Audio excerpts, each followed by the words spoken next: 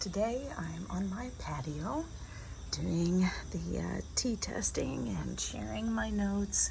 Kind of foggy out here, it's supposed to rain later again. Beautiful flowers though. We're sharing my notes on Bai How or Dong Fang Mi Ren. Don't quote me on that. I do not know how these are pronounced, and I'm not a professional. I'm just sharing as I learn for myself. It's also called Oriental Beauty. So here's what the leaves look like. I love when you can see the white tips. This one doesn't have as many. I love the textures of tea when they have these color combinations. It's super good. It smells good. There's the color of the liqueur, as they call it. And got friends. And let me see if I can scroll this down. So here's my notes. This is Formosa Fancy by How, and it's known by many other names. Oriental Beauty is the one I had always heard about, and I was like, I need to try that, but I couldn't find it when I'm shopping. That's because it has so many names. White Tip Oolong, Champagne Oolong, Fancy Formosa Silver Tip, White Monkey Oolong, Piku Oolong, and Eastern Beauty. Those are all the names that I found for this. Bai How, whatever that is, however it's pronounced, is Chinese and translates to white tip. And so that's why you see the white tip in those leaves that I've shared. The Dong Fang Meringue, and I don't know why teas have multiple names like this. I'm assuming it's different languages. I'm not sure. Maybe somebody will tell me.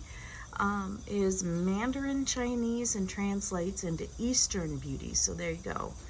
There's another name.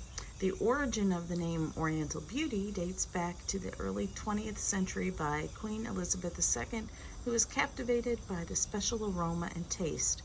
Because the tea's lovely appearance, like a beautiful lady, and its origin in Asia, the Queen named it Oriental Beauty. I did get my tea from Masters by Adagio. There's my testing date, which was some days ago. Catching up on recording. This is an oolong. It's from the Wenshan. Well, you can see where it's from there. It's a semi-bald tea and heavily oxidized. Formosa, meaning beautiful island, is what Dutch traders called Taiwan. The teas grown here, mainly north of Taipei, continue to be called as such. White tippin refers to the small, tender white buds that are picked along with the top two leaves. Those are always supposed to be your high quality teas when it's one or two leaves with a bud. This is what got me. It kind of was like, I learned this.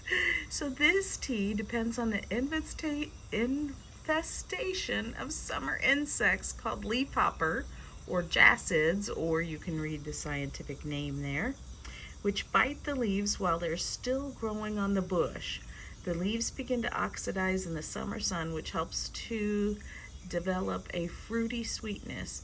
Meanwhile, the plants recognize they are under attack and defend themselves and produce these enzymes, which give the tea a sweet, sour flavor. I mean, of all things, this tea, the way the tea is produced is so different with each one. And the fact that this one depends on bugs, and there's a story about it. You can pause the video and read. I'm not going to read that. So I have this tea as golden on the color spectrum that I created. I only smell the fruit with the dry leaves, and I only smell floral with the wet leaves. Isn't that funny? The body and consistency of honey, so it's very full. Um, I love that I have something to relate it to, that the body gets a consistency of honey.